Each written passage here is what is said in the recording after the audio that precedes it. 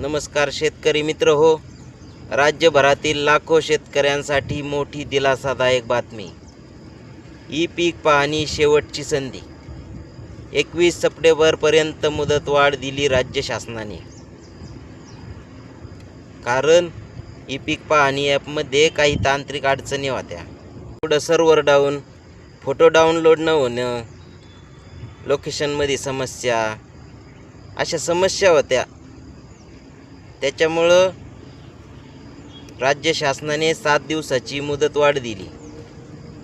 शेतकऱ्यांनो, ज्यांची कुणाची ई पीक पाहणी करायची राहिली असेल त्यांनी वेळ न घालता आपली पीक पाहणी करून घ्या.